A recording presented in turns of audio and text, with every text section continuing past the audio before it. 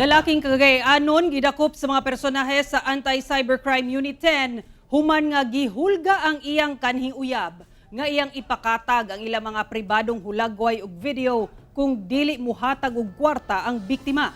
Ani report.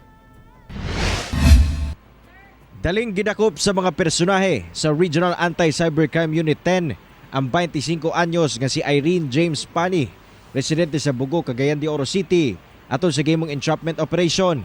Sumala sa kapulisan nga nagsumikad ang operasyon diyang gireklamo ang suspect sa iyang ex-girlfriend nga nanghulga kining ipakatag ang ilang pribadong video ug hulagway kung dili mohatag og 2,000 pesos ang biktima. During sa operation natay gihimo nga pre-arrange signal sa complainant na babae na kung makita na niya ang picture niya makakyo na og bayad o dito nato kuno na ang dakpo nato ang maong suspetsado. Na-recover gikan sa suspect ang iyang cellphone kung asa ana ang mga pribadong photo o video sa suspect ug biktima ug ang 2,000 pesos nga mark money. Patong-patong ang kasong atubangon sa suspect.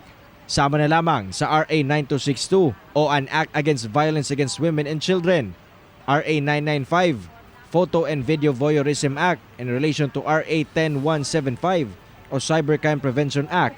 Lakip na ang RA 11313 o Bawal Bastos Act. Dako kayo na utabang labi na sa inyo sa GMA mahibalan sa mga biktima o katupang naagatago-tago nga dili sila maulaw kay naaman tay mga investigador nga babae nga mohandle ani nga mga kaso labi na kung involved na ay mga video nude nga dili sila maulaw kay strictly confidential gyud. Aduna sab panawagan ang kapulisan ngadto sa publiko. Ang ato lang mensahe sa tanan nga dili ta mo butang og video labi na kaning nay mga sexual video kung kuan ato na lang dili na lang ta maghimo sa ingon labi na kung naapa mo relationship naapa mo sa matamis nga relasyon nga dili na maghimo og video kay na naman ang originality.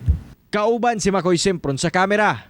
Ako si Cyril Chavez para sa One Mindanao.